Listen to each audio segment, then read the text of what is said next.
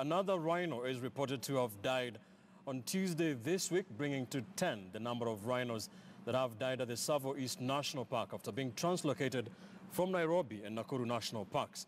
Speaking while releasing an independent report, Tourism Cabinet Secretary Najib Balala announced the suspension of 6 officers over what he called negligence in their line of duty.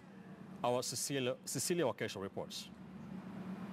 Following the death of 9 black rhinos at the Tsavo East National Park a week ago, after their translocation from the Nairobi and Nakuru National Parks, Cabinet Secretary for Tourism Najib Balala has finally released an independent report of the investigation into the death of the Big Five family. But it came with sad news that a 10th rhino had died while the 11th one is nursing injuries. Unfortunately, yesterday the 10th rhino died. Yes, and we have just done the postmortem and we have the results of the postmortem. Also, unfortunately, the 11th rhino has been attacked by lions. Yesterday was treated. Following the rhino death, 6 KWS officers were suspended pending further disciplinary action. They included Dr. Samuel Kasiki, who has been serving as the Deputy Director for Biodiversity and Research, who is blamed for poor coordination between various research line departments. Francis Gakuya, who served as the head of Veterinary and Capture Services, will take responsibility for having disregarded the checklist of pre-translocation exercise.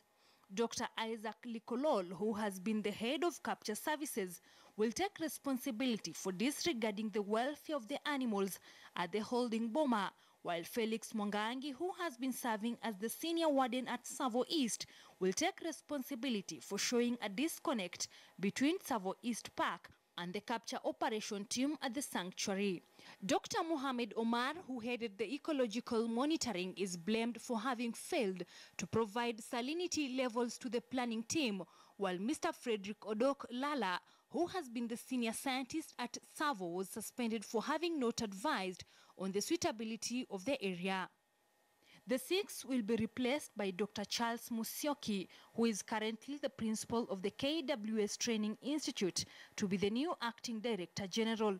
Patrick Komondi, the Director of Research at the State Department of Wildlife, will now be the acting Director of Biodiversity Division, while Julius Kimani, who was serving as the acting Director General, will revert to his previous position as the Director of Parks and Reserves.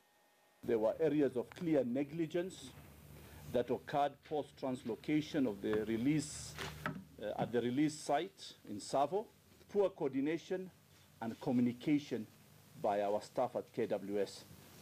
According to the report, the rhinos died as a result of multiple stress syndrome, intensified by salt poisoning and accompanied by dehydration. The animals were restless, dehydrated, excessive intake of water, which of course corroborates the dehydration. The report maintains the deaths would have been averted if the whole process paid attention to the 2011 report that had warned against any translocation before thorough testing into the salinity of the water and food at the park. Concerning the release of the carcasses, the CS said they have the images, although they are yet to release them for viewing. KWS has so far paraded 18 horns, which they maintain belong to the dead rhinos. Cecilia Wakesho, KTN News.